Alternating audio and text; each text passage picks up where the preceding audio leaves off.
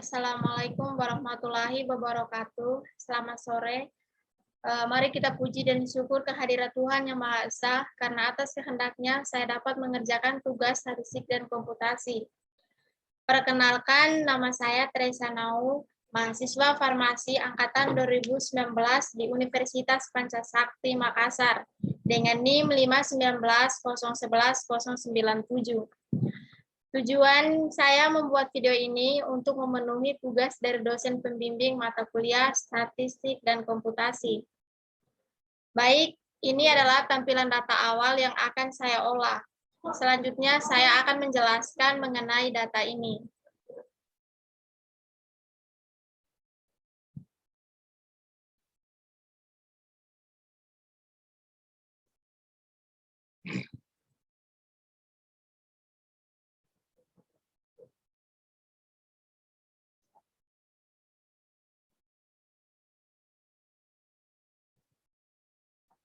Yang pertama, A. Deskripsi data. Tugas ini bertujuan untuk mempengaruhi pengaruh berat bayi. Yang ke satu, lingkar kepala. X2, kehamilan. X3, usia ibu. X4, jumlah batang rokok yang dihisap ibu per hari. X5, tinggi ibu. X6, berat badan ibu sebelum hamil. X7, usia ayah. X8, masa studi ayah. X9, jumlah batang rokok yang dihisap ayah per hari. X10, tinggi ayah. X11, terhadap tinggi bayi, yaitu Y. Selanjutnya B, analisis registrasi linear.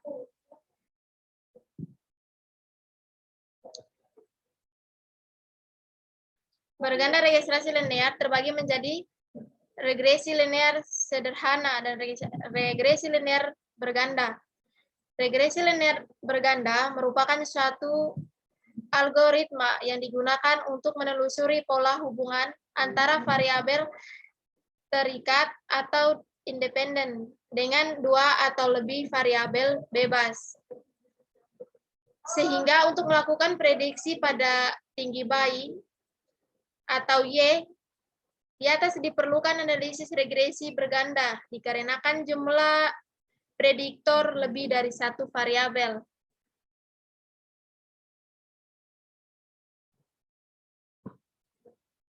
Selanjutnya kita masuk di uji asumsi klasik, di mana di sini di uji asumsi klasiknya pengujian ini terdiri dari uji normalitas, uji multikolinearitas, uji heteroskedastisitas, dan uji autokorelasi. Syarat untuk mendapatkan model regresi yang baik adalah distribusi datanya normal atau mendekati normal. Jika data tidak mendistribusi normal, maka perlu dilakukan transformasi data terlebih dahulu. Selanjutnya, model regresi yang baik adalah model regresi yang tidak terjadi multikolinearitas, heteroskedastisitas, dan autokorelasi. Baik, selanjutnya kita masuk di uji normalitas, di mana uji normalitas di sini yaitu uji yang digunakan untuk mengetahui apakah sebuah data berdistribusi normal atau tidak untuk model asumsi regresinya. Dasar pengambilan keputusan uji normalitas dengan grafik Q kurang Q atau Q kurang Q PLOT, yaitu data dikatakan normal. Apabila data menyebar di sekitar garis diagonal dan sebaliknya, data dikatakan tidak berdistribusi normal. Jika data menyebar jauh dari arah garis atau tidak mengikuti garis diagonal.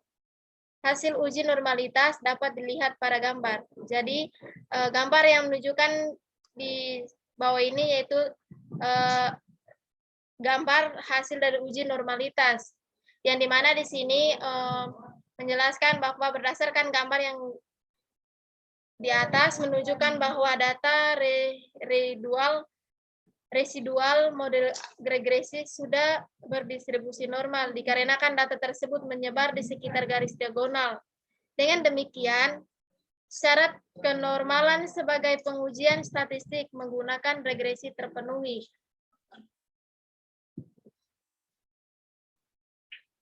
Jadi yang tertera pada gambar di atas ya syaratnya itu terpenuhi.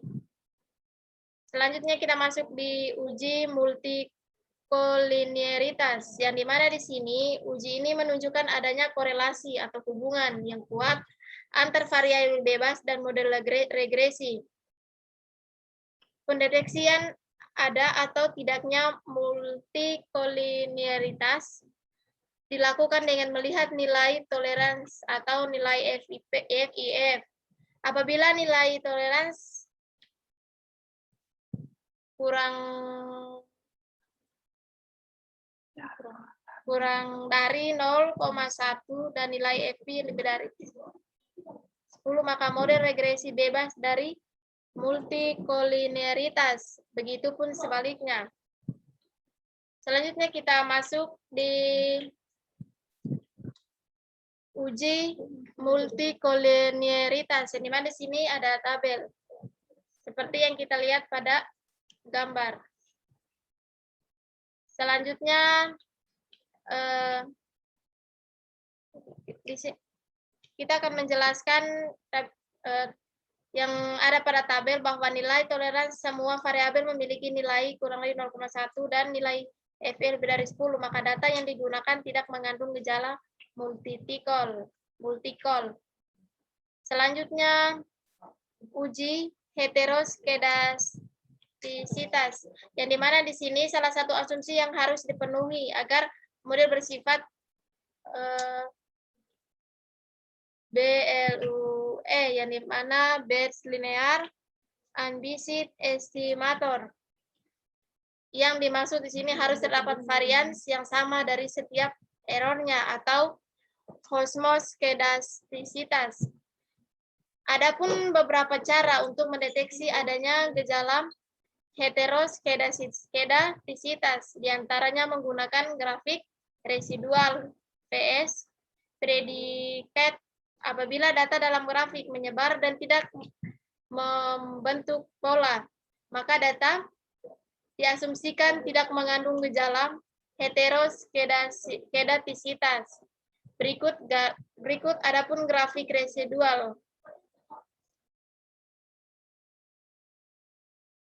Grafik residual di sini data di mana data di sini data yang menyebarkan dan tidak membentuk pola sehingga dapat disimpulkan bahwa data tidak mengandung gejala heteroskedastisitas. Selanjutnya uji autokorelasi. Uji autokorelasi ini bertujuan untuk menguji apakah dalam model regresi linear terdapat korelasi atau hubungan antara residu error galat periode T dengan residu atau error galat periode T sampai 1 atau sebelumnya. Selanjutnya, berdasarkan kriteria pengambilan keputusan.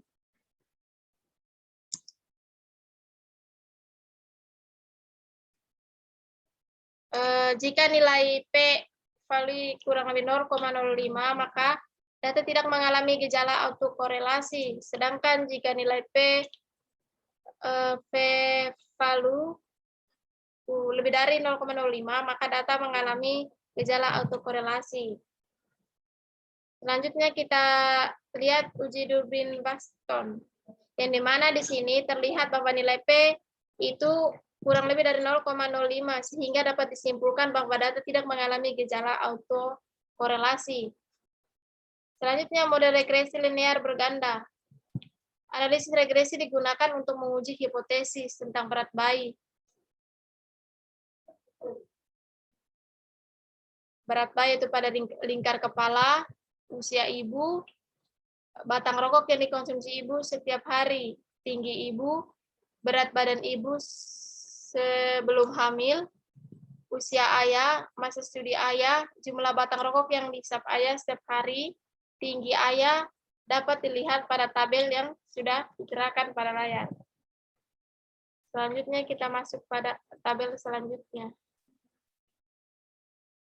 yaitu tabel tentang koefisien regresi, di mana di sini menjelaskan dia diperoleh persamaan regresi linear berganda sebagai berikut.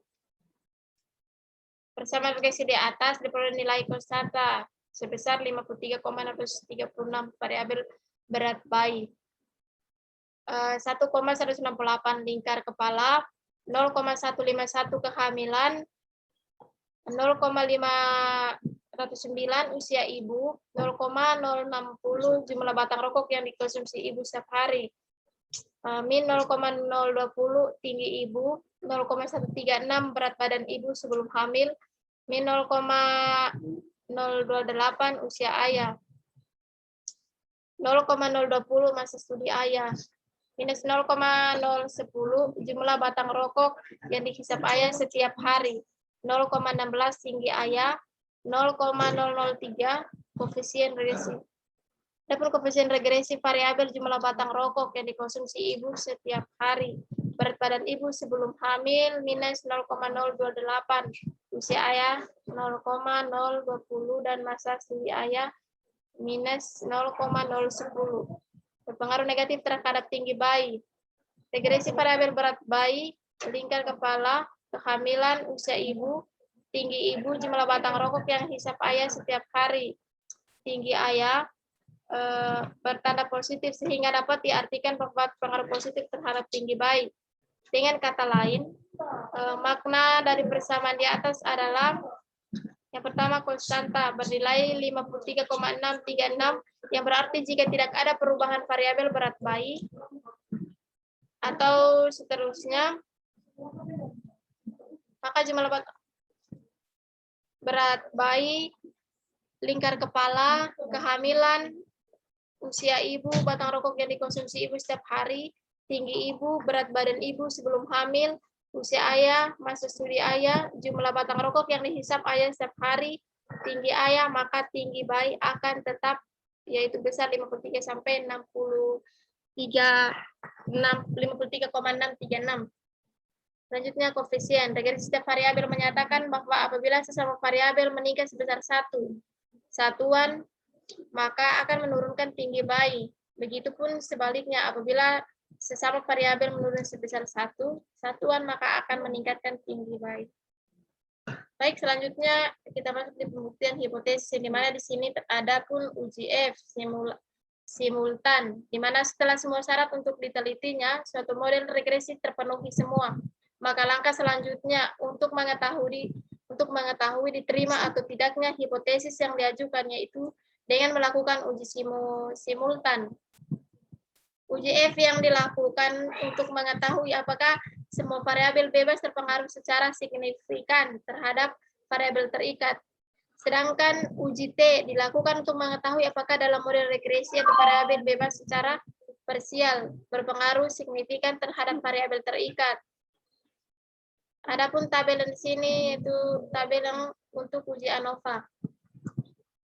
Berdasar tabel yang tertera pada layar terlihat bahwa nilai signifikasi kurang lebih 0,001, di mana 0,001 lebih besar dari 0,05 sehingga dapat disimpulkan bahwa variabel bebas yakni variabel berat bayi, lingkar kepala, kehamilan, usia ibu, jumlah batang rokok yang dikonsumsi ibu setiap hari, tinggi ibu, berat badan ibu sebelum hamil, usia ayah, masa studi ayah, jumlah batang rokok yang dihisap ayah setiap hari, tinggi ayah, berpengaruh secara simultan bersama terhadap tinggi bayi. Selanjutnya kita masuk di uji T parsial. Pengujian hipotesis dilakukan dengan uji parsial atau uji T. Penentuan nilai probabilitas dapat diperoleh sebagai berikut. Baik, kita masuk di mana di sini HO variabel HO yang diartikan variabel independen secara parsial tidak berpengaruh secara signifikan terhadap variabel dependen. Selanjutnya HA variabel independen secara parsial berpengaruh signifikan terhadap variabel dependen. Kriteria pengambilan keputusan berdasarkan nilai probabilitas. Jika probabilitas kurang dari A, maka HO diterima dan HA ditolak. Sedangkan jika probabilitas lebih besar dari A, maka HO ditolak dan HA diterima. Hasil uji T dapat dilihat pada tabel sebelumnya 1.1 sebagai berikut.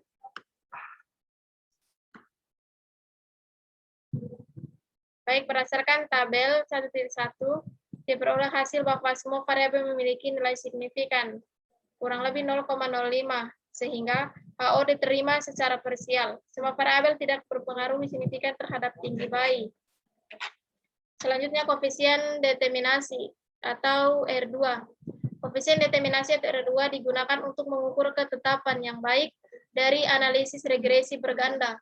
R2 mendekati 1, maka akan dapat dikatakan semakin kuat kemampuan variabel bebas pada model regresi tersebut dalam menerangkan variasi variabel berikutnya. Sebaiknya jika R2 mendekati O atau 0, maka semakin lemah. Variasi variabel bebas menerangkan variabel terikat. Adapun hasil pengujian dari data yaitu sebagai berikut. Kita masuk di hasil pengujian data. Koefisien determinasi. Berdasarkan hasil pengujian data, dapat diketahui bahwa nilai R adalah 0,693. Hal ini menunjukkan bahwa sebesar 69,3% tinggi bayi dipengaruhi oleh variasi 11 variabel independen, yaitu berat bayi, kepala kehamilan, usia ibu, jumlah batang rokok yang dikonsumsi ibu setiap hari, tinggi ibu, berat badan ibu sebelum hamil, usia ayah, masa studi ayah, jumlah batang rokok yang dikonsumsi ayah setiap hari, tinggi ayah, sedangkan sisanya sebesar 30,7% dapat dipengaruhi oleh variabel-variabel lainnya yang tidak diteliti.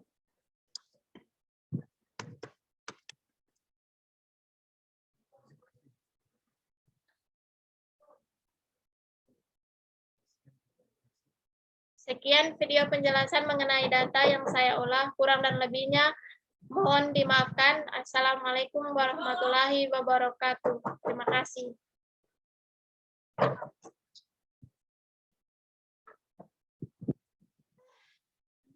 Lagi rekam video. Yang 40. Selesai. Lama kita dengar.